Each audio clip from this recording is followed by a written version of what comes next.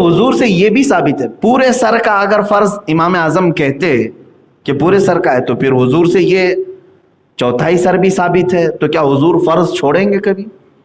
آپ تک یہ دین کے جو بھی مسائل ہیں آپ نے کہاں سے حاصل کیے؟ کون سی کتاب سے؟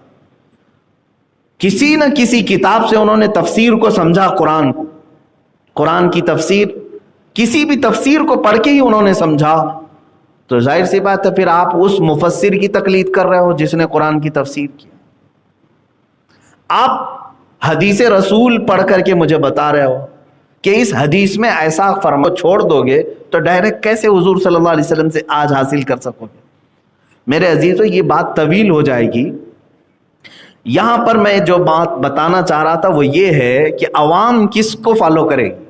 آپ حنفی، شافعی، مالکی، حنبلی، 4 فقہ مشہور ہیں پوری۔ ایک بات یاد رکھیں، 4 عقیدے نہیں ہیں، یہ 4 عقیدے نہیں ہیں، یہ چاروں اماموں کا خدا ایک۔ اپنا چہرہ دھو، اپنے دونوں ہاتھوں کو کہنیوں سمیت دھو، سر کا مسح کرو اور دونوں پیروں کو دھو۔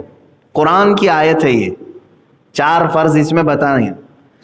تو تیسرے نمبر پر جو لفظ آیا ہے حدیث قرآن کا، وَامْسَحُوا بِرُؤُوسِكُمْ، اپنے سروں کا مسح کرو، اپنے سروں کا مسح کرو۔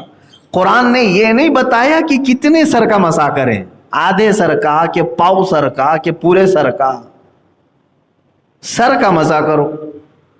اب آپ کو جب حکم دے دیا جائے، مثال کے طور پر میں اپنے کسی اسٹوڈنٹ کو کہوں پانی لے آؤ، تو وہ پانی لے کر کے آئے گا۔ جیسے 4 شاگرد تھے، 4 اسٹوڈنٹ تھے، میں نے 4 سے کہا پانی لے آؤ، اس میں سے ایک اسٹوڈنٹ جو ہمارا تھا، ایک شاگرد، وہ گلاس میں لے آیا، دوسرا لوٹے میں لے آیا، تیسرا بالٹی میں لے کے آیا، چوتھا برتن میں لے کے آیا۔ کیا انہوں نے نافرمانی کی؟ میری نافرمانی تو نہیں کی۔ وہ چاروں آئیں گے اور کہیں گے آپ نے صرف کہا تھا پانی لاؤ، یہ نہیں بتایا کہ کس میں لاؤ۔ پانی لانے میں سارے لوگوں نے ہمارے بات کو پورا کیا، گلاس والا بھی، لوٹے والا بھی، بالٹی والا بھی، برتن والا بھی، لائے تو ہے پانی، حکم پر عمل کر لیا۔ قرآن نے کہا سروں کا مسح کرو، لیکن یہ نہیں بتایا کتنے سر کا مسح کریں۔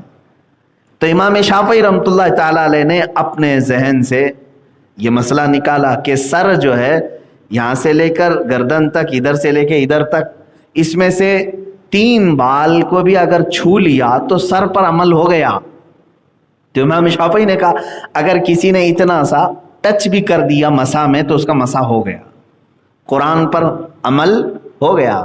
اللہ نے فرمایا سر کا مسح کرو، ٹچ بھی کر دی۔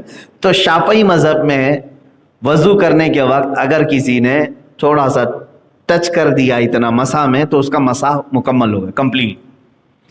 امام مالک نے کیا سوچا؟ انہوں نے دیکھا قرآن نے کہا سر کا مسح کرو، تو انہوں نے فرمایا سر جو ہے 2 بال 3 بال کو نہیں کہتے، یہ یہاں سے لے کر گردن تک، پھر یہاں سے لے کر یہاں تک جو پورا حصہ ہے، تو انہوں نے کہا پورے سر کا مسح کرنا پڑے گا۔ تو انہوں نے اپنی فقہ میں فرض کر دیا ایک بال بھی چھوٹنے نہ پائے، پورا سر مسح کرو۔ ان کے پورے سر کا مسح کرنا فرض ہے، اگر ایک بال بھی چھوٹ گیا تو مسح ہی نہیں ہوا ان کے۔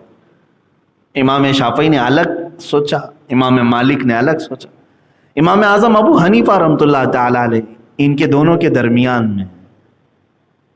ظاہر سی بات ہے سوچنے کا مطلب یہ نہیں ہے کہ بیٹھے بیٹھے کچھ بھی اٹکل پچھو مار دیں، ان کے پاس دلیل ہونی چاہیے، کیوں سوچا آپ نے اس طرح سے۔ امام شافعی کے پاس اپنی دلیل ہے، امام مالک کے پاس اپنی دلیل ہے۔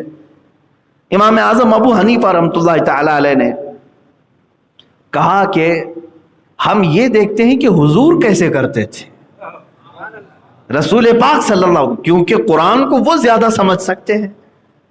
تو رسول کریم صلی اللہ تعالی علیہ وسلم کے متعلق حدیثیں جب پڑھی کہ آپ وضو میں مسح کیسے کرتے تھے، تو الگ الگ انداز ملے۔ حضور اکرم صلی اللہ تعالی علیہ وسلم کے مسح کرنے کے انداز الگ الگ ملے۔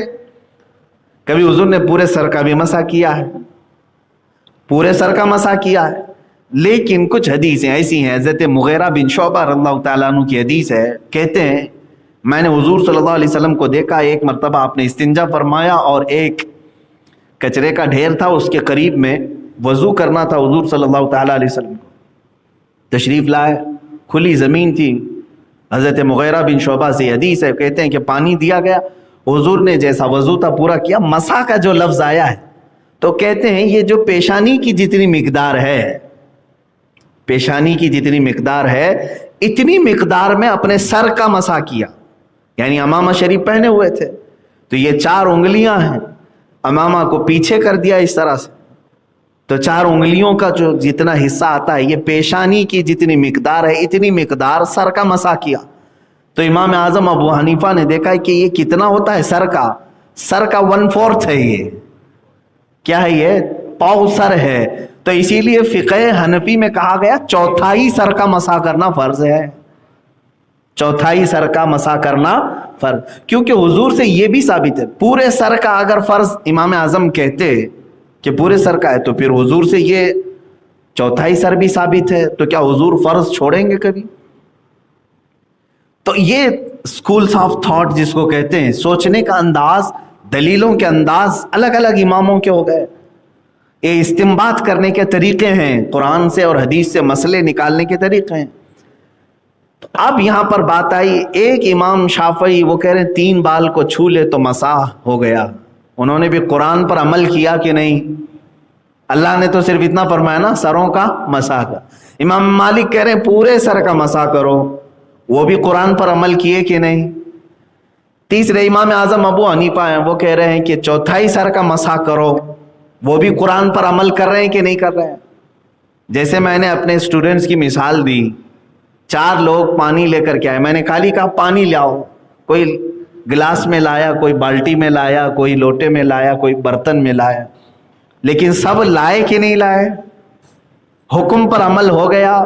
اسی طرح میرے عزیزو قرآن کی مطلق آیت پر یہ 4 اماموں کا عمل ہو گیا.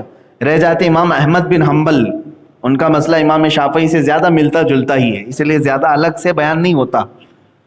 تو اب یہ تو مجتہدین کی بات ہوئی, یہ قرآن سے اور حدیث سے کیسے مسئلے نکالتے. ایک ایگزامپل میں نے یہ دے دیا,